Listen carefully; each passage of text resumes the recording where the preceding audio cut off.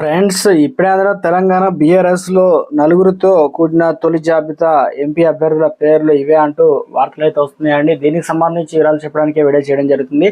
చాలా మంది వీడియో వస్తున్నారు కానీ సబ్స్క్రైబ్ చేసుకోవడం మర్చిపోతున్నారండి. దయచేసి ఛానల్ సబ్స్క్రైబ్ చేసుకొని బెల్ ఐకాన్ ఆల్ ట్యాప్ చేయండి. ఇటువంటి ఇంపార్టెంట్ ఇన్ఫర్మేషన్ మిస్ అవ్వకుండా మీ ఫోన్ నోటిఫికేషన్ రూపంలో వస్తుంది. చాలా మంది చూస్తున్నారు కానీ లైక్ చేయడం లేదండి. దయచేసి లైక్ చేయండి, ఇన్ఫర్మేషన్ అందరికీ కూడా తెలుస్తుంది. బీఆర్ఎస్ పార్లమెంట్ అభ్యర్థుల ఫస్ట్ లిస్ట్ విడుదల. పార్లమెంట్ ఎన్నికల్లో పోటీ చేయబోయే అభ్యర్థుల తొలి జాబితాను బీఆర్ఎస్ అధినేత మాజీ సీఎం కేసీఆర్ అయితే ప్రకటించారు.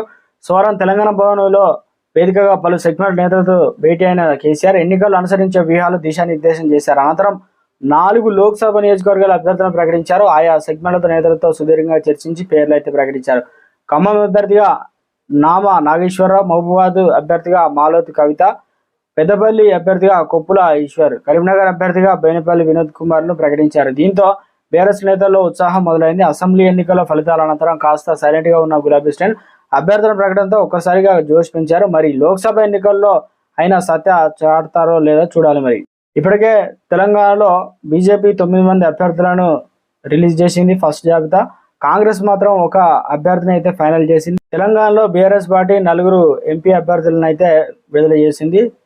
తెలంగాణలో చూసుకున్నట్లయితే రాజకీయం రసవత్తంగా మారుతుంది. రోజు రోజుకు అగ్గి రాజేస్తుంది అంటున్నారు రాజకీయ నిపుణులు. చూడాలి మరి ఎవరి వ్యూహాలు వారు పదునైతే పెడుతున్నారు. ఎవరి ఓటములు విషయాలు అనేది అత్యంత త్వరలోనే తేలబోతుంది. ఓటరు దేవుళ్ళు ఎవరి వైపు ఉన్నదనేది వెయిట్ చేయాల్సింది.